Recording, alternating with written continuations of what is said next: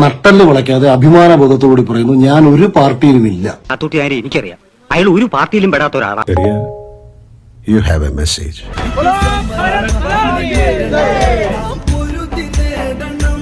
അപ്പ അവരങ്ങനെ പറഞ്ഞു, നമ്മൾ അങ്ങനെ ചെയ്തു. ഇപ്പൊ ഇങ്ങനെ പറയുന്നു, നമ്മൾ ഇങ്ങനെ ചെയ്യുന്നു. രണ്ടായാലും ഉപകാരം നമുക്കാ. എന്റെ കൂടെ കൂടിയ ജീവിതം പാഴാകില്ലടി, നന്നാവേ ഉള്ളൂ. കൈലടിയുടെ ഒരു പ്രോഗ്രാം മമ്മൂക്ക ഉൾപ്പെടെ മുഖ്യമന്ത്രി ഉൾപ്പെടെ ദുബായിൽ വെച്ച് നടന്നിട്ടുണ്ട്. അബുദാബിയിലായിരുന്നു ആ ഷോ നടന്നത്.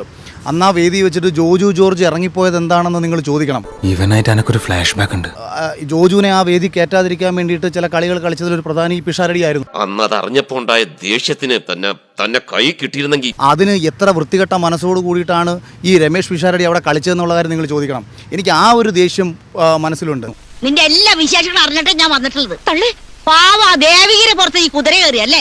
മാത്രമല്ല, അതിനെന്തെങ്കിലും അഭിപ്രായം പറയാനും പറ്റൂല.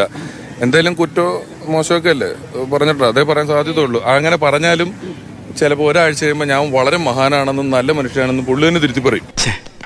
ഇവനെ എന്തുകൊണ്ട് ഞാൻ നേരത്തെ മനസ്സിലാക്കില്ല? ഞാനൊരു തെരഞ്ഞെടുപ്പിൽ മത്സരിച്ച ആളാണ്. ബ്ലോക്ക് പഞ്ചായത്തില് ആ ഒരു അന്ന് കോൺഗ്രസ് ആയിരുന്നേ. എടാ, നീ മേക്ക് ഇൻ ഇന്ത്യ പറഞ്ഞ് നടക്കുന്ന സമയത്ത് വല്ല പണിക്കും പൊക്കൂടെ? അല്ല, ഒറ്റയ്ക്കാണ് മത്സരിച്ചത്, സ്വതന്ത്രമായിട്ടാണ്. കോൺഗ്രസിന്റെ പഴയ യൂത്ത് കോൺഗ്രസിന്റെ പഴയ ഭാരവാഹിയല്ലേ? യൂത്ത് കോൺഗ്രസിന്റെ ഭാരവാഹിയായിരുന്നു. പക്ഷേ ഞാനൊരു കോമാളിയായോടാണല്ലോ.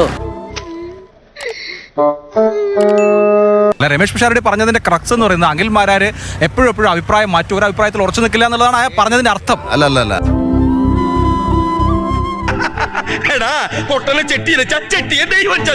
ഇത്രയും ഞാൻ പ്രതീക്ഷിച്ചില്ല.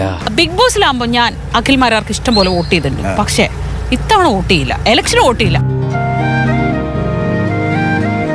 എടാ സോറി, ഞാൻ കളിയാക്കാൻ ചിരിച്ചല്ല. സാരമില്ല, ഇത് കേൾക്കുന്ന എല്ലാവരും ചിരിക്കാറുണ്ട്. എന്ത് കളിയാടാ ഇത്? കോൺഗ്രസ്സുകാരല്ലേ, കോൺഗ്രസിന് വേണ്ടി പ്രവർത്തിച്ചവരല്ലേ അവിടെ മത്സരിക്കേണ്ടത്? രമേശ് പിഷാരടിയോട് ചോദിച്ചു. അങ്ങനെയാണെങ്കിൽ ഇപ്പൊ 2020 വേണ്ടി പ്രവർത്തിച്ചിട്ടല്ലോ അഖിൽമാരാർ ഇവിടെ കാൻഡിഡേറ്റ് ആയത്. ആണോ? 2020 ഇങ്ങക്ക് നാണമില്ലല്ലോ, എല്ലായിടത്തും മറിഞ്ഞു കയറി പോയിക്കോളൂ. അപ്പോൾ വീണ്ടും ചോദിക്കുകയാണ്, ബിഗ് ബോസിൽ പോകുന്നില്ല എന്ന് പറഞ്ഞാൽ ബിഗ് ബോസിൽ പോയെന്ന്. അപ്പോൾ ഞാൻ രാവിലെ ഇറച്ചി കഴിക്കുന്നില്ല എന്ന് പറഞ്ഞിട്ട് ഞാൻ വൈകിട്ട് ഇറച്ചി കഴിച്ചു കഴിഞ്ഞാൽ അത് എൻ്റെ ഇഷ്ടമാണ്, അത് ആരെയും ബാധിക്കുന്ന കാര്യമല്ല. അതന്നെയല്ലേ പിഷാരടി പറഞ്ഞത്. ഇനി ഇവിടെ നിന്ന് അഴിവണ്ടാവാ, നമുക്ക് അങ്ങോട്ട് മാറിയിക്കാം. അഖിൽമാരാർ ഒരു നിലപാടില്ലാത്ത ഒരാളാണ് എന്ന് മുഖത്ത് നോക്കി പറഞ്ഞു എന്തായിരിക്കും റിയാക്ഷൻ? ഞാൻ കേരളത്തിലെ യുവാക്കൾക്ക് ഒരു മാതൃകാ പുരുഷനാവും, a model young boy of Kerala.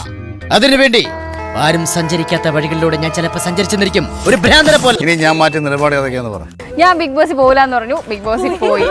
അത് നിലപാടാ? நான் வச்சதான் ரூல்ஸ். அந்த ரூல்ஸ் எனக்கு இஷ்டத்துக்கு அப்பப்போ மாத்திட்டே இருப்பேன். നിലപാട് എന്താണ്, ഒപ്പീനിയൻ എന്താണ്, കണ്ടീഷൻ സാറ്റിസ്ഫൈ ചെയ്യുന്ന ഒപ്പീനിയൻ എന്താണെന്നൊക്കെ നിങ്ങളിന്ന് പഠിക്കണം. വിശ്വാസത്തിന് ഒരു രൂപമുണ്ടെങ്കിൽ അത് നീയാണ് കട്ടപ്പ. ഇവനെ പുകഴ്ത്താൻ എന്റെ തൂലിക ചലിപ്പിച്ചതിൽ ഞാനിപ്പോൾ ലജ്ജിക്കുന്നു.